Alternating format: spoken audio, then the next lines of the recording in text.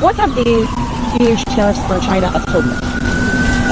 Leverage and ensuring the rest of the world knows that the United States of America is no longer going to be ripped off. President Trump has made that very clear, not just with China, but with almost every single country on the planet.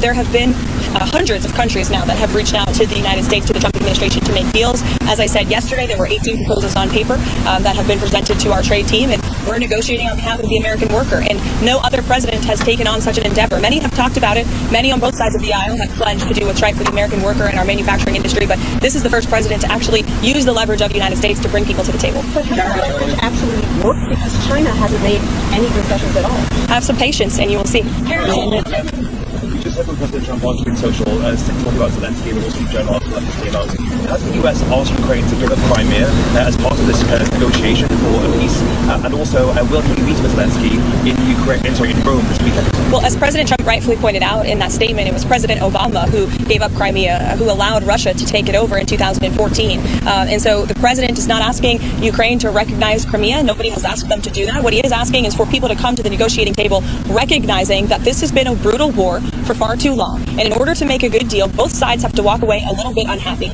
And unfortunately, President Zelensky has been trying to litigate this peace negotiation in the press. And that's unacceptable to the president. These should be closed-door negotiations. The president's national security team, his advisors, have exuded significant time, energy, and effort to try to bring this war to an end. The American taxpayer has funded billions of dollars in this effort. And enough is enough. The president's frustrated. His patience is running very thin. He wants to do what's right for the world. He wants to see peace. He wants to see the killing stop.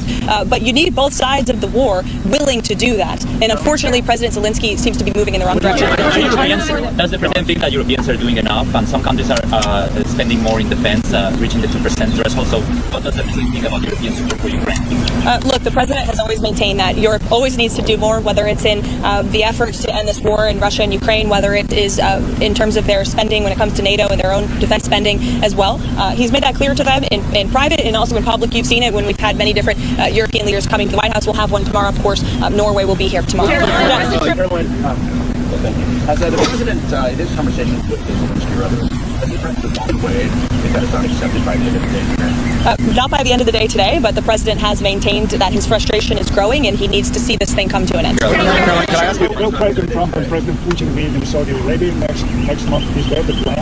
I'm not tracking a meeting at this time, but as always, we'll keep you updated. I did announce the dates of the foreign trip yesterday. This morning, can you talk about the motivation behind the significance of President's move to install massive American flags throughout the White House out of the pocket?